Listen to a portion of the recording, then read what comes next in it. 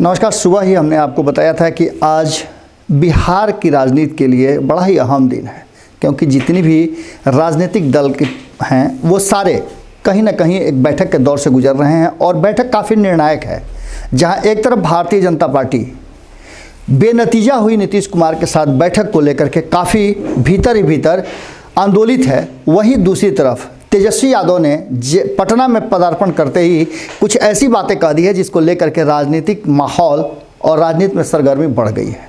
अब इन सब को लेकर के कांग्रेस से लेकर जो दल सरकार में हैं या नहीं हैं, सबके तरफ से बयान आने शुरू हो गए हैं, चाहे वो वीआईपी हो, हिंदुस्तानी आवाम पार्टी हो या कोई भी दल हो।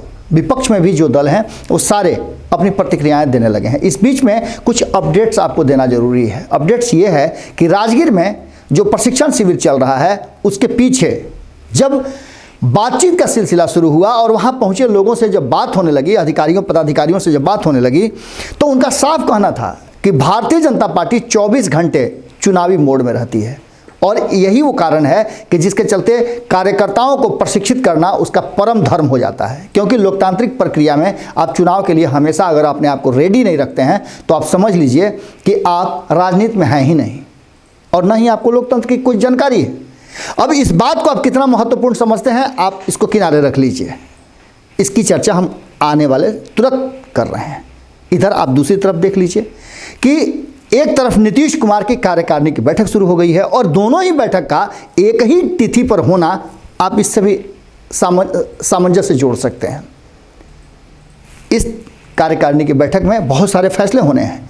ठीक एक दिन पहले भारतीय जनता पार्टी का एक बार फिर से दोस्ताना हाथ बढ़ाना और नीतीश कुमार को समझाने का प्रयास करना और नीतीश कुमार जी का बिल्कुल नासमझ की तरह बातों को दरकिनार करते हुए साफ तौर पे मीडिया के सामने ये कहना कि वो उनका विशेषाधिकार है मंत्रिमंडल का गठन। हमने आपको पहले बताया था, आपको याद है कि संपादक नमन मिश्रा जी ने आपको एक एक चीज़ बता दी है जो आज के डेट में घटनाक्रम का हिस्सा बनती जा रही है। हम पिछले एक सप्ताह से लगातार बिहार की राजनीति पर फोकस्ड हैं। कई लोगों ने इस बात पर हमें बहुत कुछ बातें भी कही थी कि आप अन्य मुद्दों को छोड़ देते हैं, सरकार रहेगी तब तो मुद्दे रहेंगे। हम उस बात को कैसे बता दें कि हाँ, शिक्षा का स्तर बहुत बढ़िया होने जा रहा है, रोजगार आपको मिलने जा रहा है, क्योंकि सरकार के पास उतने स्रोत ही नहीं है। मात्र 14 लोग मिल करके 40 विभागों को देख रहे हैं, तो आप अंदाजा लगा सकते हैं कि क्या स्थिति होगी, लोगों के काम कितने होंगे। बहुत सारे मंत्री तो अपने विभाग तक नहीं पहुंच पा रहे हैं क्योंकि उनको ये अंदेशा है कि चुनाव कहीं ना हो जाए, तो उससे पहले वो अपने चुनाव की तैयारियां कर रहे हैं। आपने देखा होगा कि मंत्रालय में आप जब भी जाइए, हमने आपको खबरों में भी दिखाया था कि अपने मंत्रालय में मंत्री जी उपस्थित नहीं रहते हैं। एक एक मंत्री के पास 6-6, 7-7, 8-8 विभाग है, इसकी भी हमने जानकारी दे दी है। और दूसरी तरफ आपको लग रहा होगा कि विपक्ष चुपचाप है, बिल्कुल चुपचाप नहीं है। तेजस्वी यादव ने साफ तौर पे कह दिया है कि हम किसी के साथ कोई समझौता नहीं करने जा रहे हैं। और इतना ही नहीं, जो बातें अब सामने खुल करके आ रही हैं उनको आप सुनिएगा तो आपको लगेगा कि किसी भी क्षण आपको एक बार फिर से ये काला स्याही अभी तक मिटा नहीं है। ये वो काला स्याही है जो विधानसभा चुनाव के समय में हमने वोट में दिया था। आपके हाथ से भी नहीं मिटे होंगे, बहुत सारे लोगों के हाथ से नहीं मिटे होंगे, लेकिन उसके साथ ही चुनाव की फिर से तैयारियां और फिर से चुनावी चर्चा। तेजस्वी यादव ने साफ तौर पे कह दिया है कि हम चुनाव की तैयारी कर रहे हैं। भारतीय जनता पार्टी कह रही है कि चुनाव से चुनाव की हम तैयारी करते हैं और नीतीश कुमार इस बात के लिए अपने आप को संगठनिक रूप से तैयार कर रहे हैं, यानी कि वो भी चुनाव की तैयारियां कर रहे हैं। मुकेश सहनी ने साफ तौर पर कह दिया है कि हमें कोई मतलब नहीं है एमएलसी बने चाहे नहीं बने। उन्हें अंदाजा हो गया है कि उनको एमएलसी बनने के समय तक सरकार रहेगी कि नहीं रहेगी, इस बात का भी उन्हें अंदाजा हो गया है। वो संगठन की तरफ फिर से दौड़ चले हैं। जीतन राम मांझी की भी स्थिति देख लीजिए, बिल्कुल वही कर रहे हैं। आप उपेंद्र कुशवाहा की स्थिति देख लीजिए, बिल्कुल वही कर रहे हैं। सारे लोग चुनाव में लग गए हैं और चुनाव की तैयारियों में लग गए हैं। इस बीच में राजगीर में जो बैठक चल रही है उसमें से कुछ जो बातें छन करके आ रही है, उसमें मिथिलेश तिवारी ने साफ तौर पे कहा है कि ये कोई नई बात थोड़े है, हम हमेशा चुनाव की तैयारी में रहते हैं और ये हमारा काम भी है। जो लोग हमारे संगठन से जुड़े हुए हैं वो अच्छी तरह से जानते हैं और हम चुनाव की तैयारी में लग चुके हैं। ये कोई गलत बात थोड़े है, यह राजनीतिक दलों का धर्म भी है, क्योंकि लोकतंत्र इसी पर टिका हुआ है। अब इससे अंदाजा आप लगा लीजिए। नितिन नवीन साफ तौर पे कह रहे हैं अच्छा सब कुछ हो जाएगा, क्योंकि उन्हें जानकारी इस बात की नहीं है कि क्या बातें ऐसी हो गई हैं जिसको लेकर के जो बातें संयुक्त रूप से प्रेस वार्ता होनी चाहिए थी वो नहीं हो पाई। क्योंकि सरकार के भी लोग उसमें थे और संगठन के भी लोग थे। संगठन से जहां एक तरफ आरसीपी सिंह जदयू से गए हुए थे, वहीं बिहार के प्रभारी भूपेंद्र यादव नीतीश कुमार से मिलने गए थे संगठन की तरफ से, वहीं माफ कीजिएगा उप मुख्यमंत्री साथ में थे और दूसरी तरफ मुख्यमंत्री भी थे।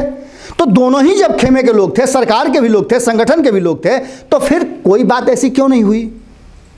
अगर बात हुई तो सामने क्यों नहीं आई? दोनों के दोनों अलग तरह की बातें कर रहे हैं। कुछ ऐसा लग ही नहीं रहा है कि कोई भी ऐसी फ्रूटफुल बात हुई हो। सीधे दौड़ करके चले जाते हैं भूपेंद्र यादव केंद्र में अपने लोगों से मंत्रणा करने के लिए, और जबकि उनको एक दिन बाद फिर राजगीर आना है। अब समझ लीजिए ये सब क्या हो रहा है। वहीं शिवानंद तिवारी ने साफ तौर पे कह दिया है कि नीतीश कुमार जी तो बुरी तरह से फंस गए हैं। भारतीय जनता पार्टी भी फंस गई है, क्योंकि भारतीय जनता पार्टी ने वो काम कर दिया कि नीतीश कुमार के नहीं चाहते हुए मुख्यमंत्री बना दिया। अब नीतीश कुमार की लालच बढ़ते जा रही है और यही लालच उनको हर जगह नजर आती है। उनको लग रहा है कि हमारे 43 विधायक हैं तो हमें कम सीटें मिलेंगी मंत्रालय में, और इसके चलते वो परेशान हैं। वहीं अगर बात करें तो एमएलसी के लिए भी उनको पर चिंताएं हो रही हैं, और इन सब चिंताओं को लेकर के अंतिम रूप यही है कि जब आरजेडी ने ये बात स्पष्ट तौर पे कह दी कि वो किसी भी कीमत में ये जोड़ तोड़ की सरकार नहीं बनाने जा रही है, चुनाव हम बेहतर समझते हैं, तो आप समझ लीजिए चुनाव की तैयारियों की तरफ आपका राज्य जो है एक बार फिर से जा रहा है। कभी भी चुनाव की घोषणाएं हो सकती हैं। वहीं अगर बात करें कांग्रेस की, तो कांग्रेस के नेता प्रेमचंद मिश्रा भी वही बात कह रहे हैं।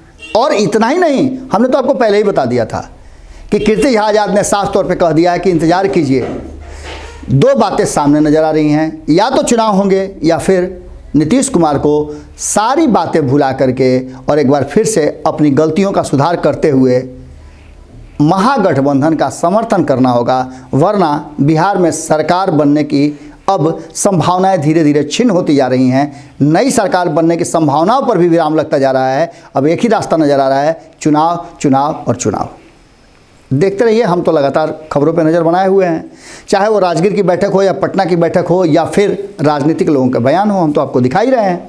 और इस दिखाने वाले में एक बात तो तय नज़र आ रही है कि सब तरफ से एक बात तो ज़रूर है कि सभी असमंजस की स्थिति में हैं और सभी इंतजार कर रहे हैं कि एक बार फिर से चुनाव में जाना पड़ सकता है। जुड़े रहें भारत लाइव के साथ, खबरों का सिलसिला लगातार जारी है। आपका पूरा साथ सहयोग हमें मिल रहा है और थोड़ा सहयोग की ज़रूरत है, क्योंकि सच की लड़ाई बड़ी मुश्किल होती है और इस लड़ाई में हमारा एक एक डेग बिना आपके नहीं चल सकता है। इस सच की लड़ाई में आप उस सारथी की तरह हैं जो हमारे रास्ते को आगे सुगम बनाते हैं। आपका सहयोग बहुत ज़रूरी है। यूपीआई नंबर दिया हुआ है, आप हमें किसी भी तरह से सहयोग कर सकते हैं। यूपीआई नंबर पर भेजा गया आपका कोई भी अनुदान हमें शक्ति प्रदान करता है। नमस्कार। अगर ये वीडियो पसंद आई और वह बिहार के राजनीति और बिहारियत से सरोकार रखेनी तो सब्सक्राइब बटन दबा के चैनल के सब्सक्राइब कर ली। ओजे एगो घंटी बा, ओकरा बटन दबा देला से कुल सटीक और मारक खबर रुआ मुफ्त में मिल जाई। अगर रुआ पत्रकारिता के हमनी के नया प्रयोग में सहयोग कर चाहतानी तो ज्वाइन बटन दबा दी। पेटीएम नंबर नोट कर ली 9386816700। धन्यवाद।